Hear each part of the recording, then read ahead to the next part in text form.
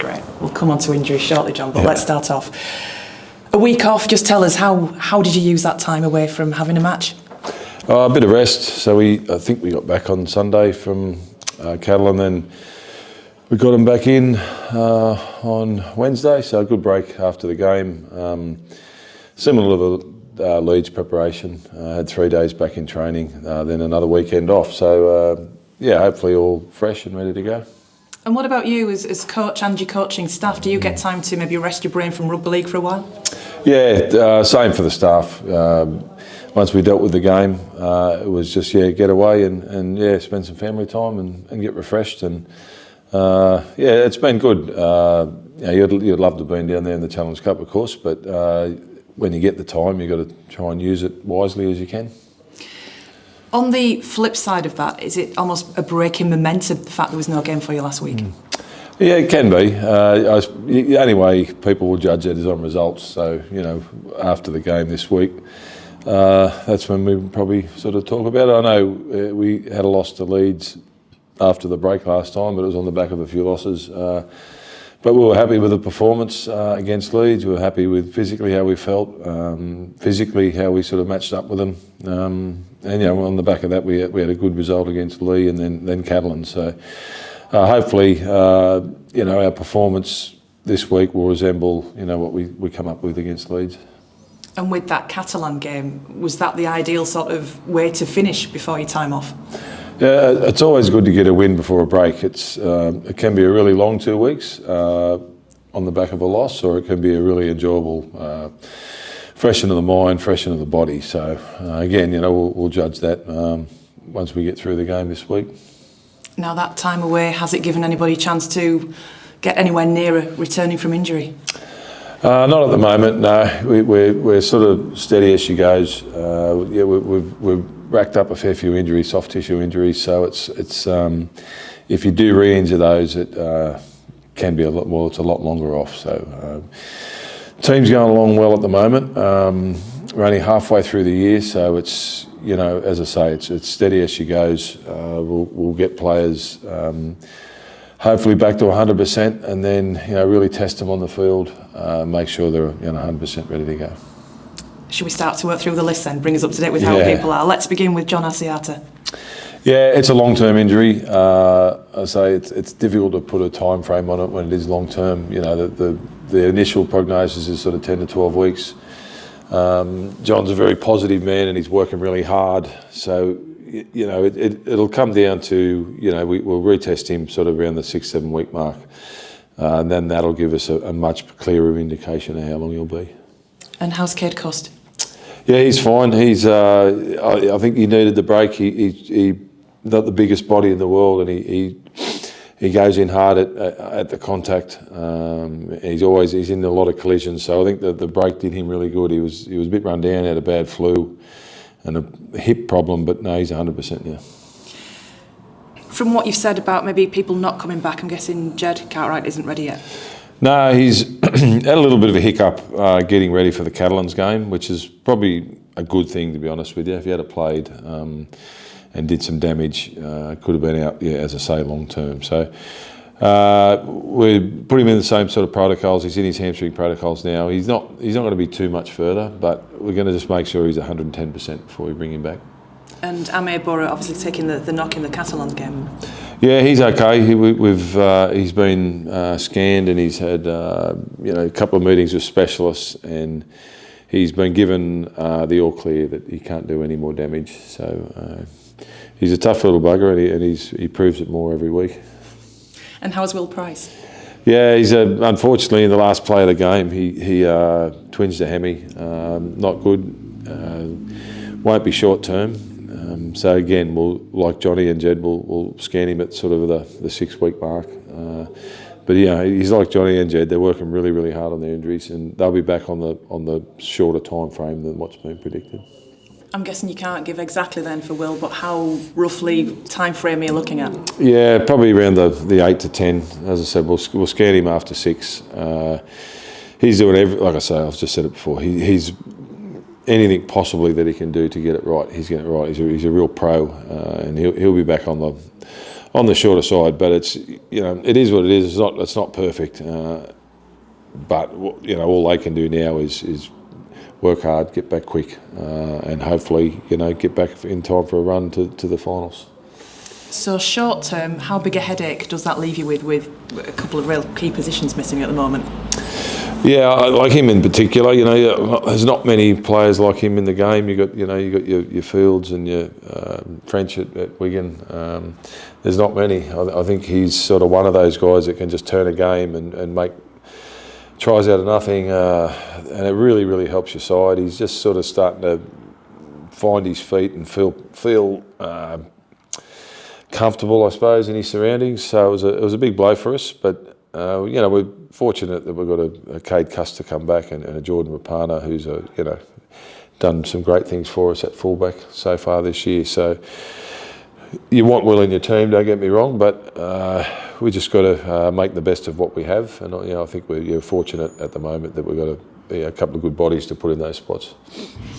Going forward, as far as your team's concerned, eventually when you do get players back, thinking second row in particular, obviously you've still got Zach Hardacre there and Ed Chamberlain there. That's going to have a knock-on effect, isn't it, to maybe selection problems in the centres, because the back line, they're going all right.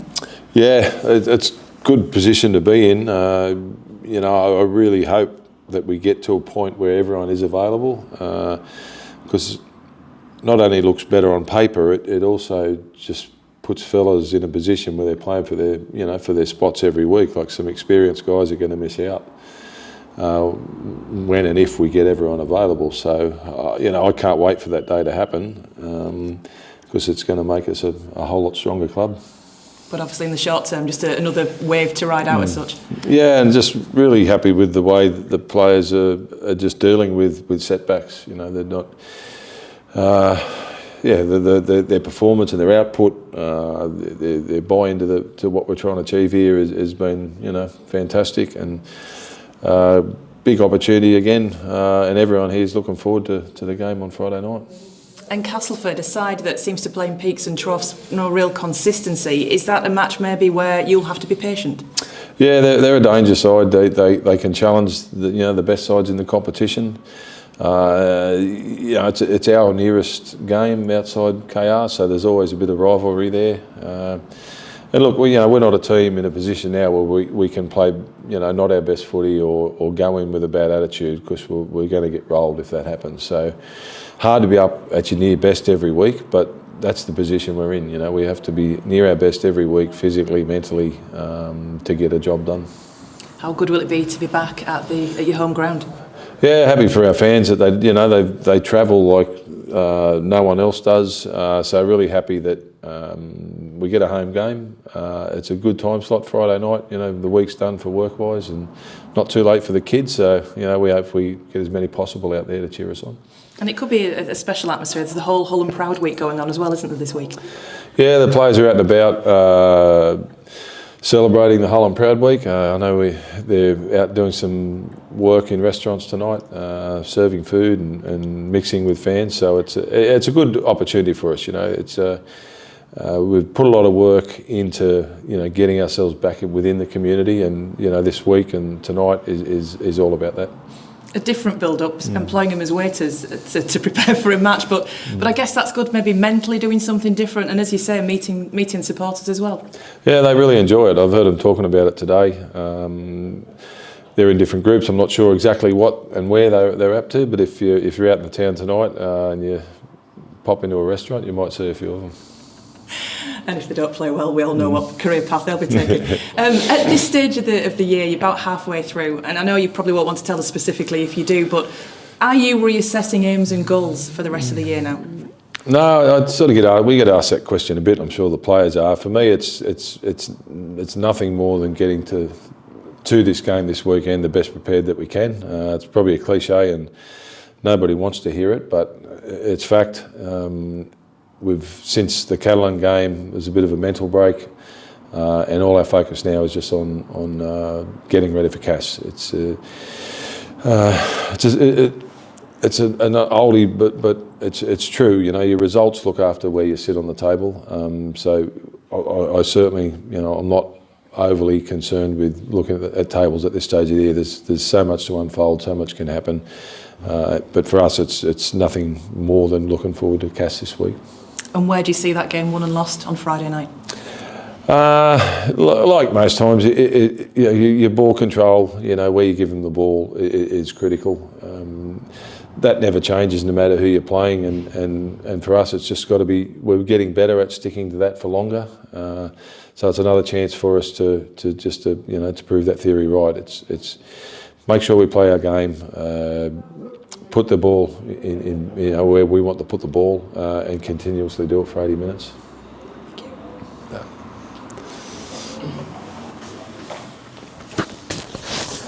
Hi John, just a couple more names on the injury front please. I know it's frustrating talking about all the time, but Liam Watts, how's he doing?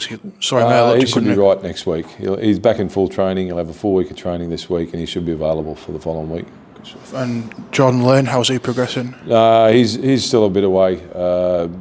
His arm not quite healed as we would have liked. So yeah, he's still not in the short term. Is Tom Briscoe okay? Yeah. Good stuff. And Will Kirby, his loan was announced by Hunslet. I mean, is that just another opportunity for him to get some first grade minutes under his belt? Yeah, well, they play every week. So, the second grade play every second week. It's not ideal. So, wherever we can loan players and get them at a higher level, that's what we'll be doing. So Ryan Westerman, same club, played his debut. I mean, how did he go that day? Because I know it was a heavy defeat, but individually, how did he look? Yeah, it wasn't a good day for the team. So very hard for a centre to make. It's just about him going out, getting tackled by, big strong men, running against big strong men, and picking up experience. Good stuff. Obviously, with Pricey out, you've got a couple of options for fullback, which is, I suppose, as a coach, is good. Obviously, Jordan can play there, Logan Moy too. So even with the situation, it still gives you a selection headache or two. Yeah, well, we've had a couple. We've known Will's had the hammy problem, so we've had sort of 5 sessions together. But we'll train as a captain's run on Thursday, and then we'll sort it out. Obviously, Logan Moy played dual reg for Doncaster, didn't he? So he's coming in fresh, if he is an option, which is good. Yeah, he only got 20 minutes out there in the game, the back 20 minutes of the second half. So he did a good job. He scored a good try, and he won't die wondering. Logan, he's a tough little bugger, and if he gets an opportunity, he won't let us down. Well, see, 3 weeks ago, I think he confirmed that we're still training on 4G. Is that an issue for muscle injuries? Obviously, fans are asking questions. No, we look at everything, mate. There's the simple answer is we've got no option at the moment. So it's until we can find somewhere permanent that we've got to stay on as consistent a surface as we can. Medical staff are checking everything. We know every metre they run at every possible speed they run, how fast they go when they're going forward, how fast they go when they go back. There's not one stone that has been unturned to find out, if we're in a bad situation. But the thing is, Will had a game where he hasn't played a lot of fullback. He ran over for nearly 300 metres, a lot of that at top speed in a really hot day. And he did it in the last second of the game. So if you're going to do a hamstring anyone, that's probably the time you're going to do it. The grass pitches at the back, are they too hard to train on? Is there an issue there? Or? Yeah, they're just too hard. And in terms of, obviously, Castleford, we spoke about it a little bit last week, but how important is it to get back home and play in front of those home fans and get some home comforts? Because there's a lot of games to come at home now in the second half of the season. Yeah, it's just important each week that we play well, mate. I said to you earlier, we're not a sort of team that can play bad and win. We not play consistent football and win. So we need to be able to do that. If we don't, like any other side in the comp, pretty level, you're going to get beaten. It's a good opportunity to obviously get back, and with a good crowd. I mean, obviously they've been supporting you thick and thin away from home. So with a big week for the club in terms of the community aspect, it'd be nice to celebrate that with a win. Yeah, I hate losing. Players hate losing. So that whether it's home or away, a lot of work goes into every game. So when they run out on the field, out of their dressing shed, the expectation is that we play well, and that gets us a result. Okay. Hi, John. How useful has the break been for everybody so far? Yeah, when you get the opportunity to get a week off in this, in rugby league, it's a great well, you just got to take it. It's a tough game. Anyone who's in a little bit of doubt with something minor, it gives them that week to freshen up, and mentally too. It's just they get away, they spend some time with their family. And it's been a good break. We had a good break after the game and then the weekend off. So training's been great since they've come back this week. But yesterday and today, they've been full of energy, trained really well. So, once the result will tell, but they're doing everything they possibly can. And in the Catalan game, you used Yusuf Aydin at loose forward, replacing John Asiata. But obviously, there's been videos of John Asiata, him being around the team, helping out. How good has he been since coming off against Lee? How useful is he? Now that he's sidelined for a while. Yeah, it's a big reason why Richie went out and chased Johnny and got him to the club. It's not just what he does on the field; it's what he does off the field, in and around the playing group, and with his advice on football. It's second to none. He's been playing at this level for a long time. He knows the game inside out, and he's really dedicated his time since he knows he's going to be not playing to helping individuals and trying to make the team better. And obviously with Will Price now out long term, 8 to 10 weeks, is it fair to say that fullback is arguably possibly the strongest position that you have with the most depth, with people like Logan Moy or even down to Lloyd Kemp that have first team experience that you can call on in that position? Yeah, it's a lot of the modern players, young players now, they can multitask. They can play in various positions, and we're probably no different to everyone else. Like Jordan is he's a wing centre. He's played 5'8" last week. Can play fullback. Like you said, Logan's probably a specialist fullback. Will Price himself can play in the halves or at fullback. It's Cade can play 6, or he can play hooker.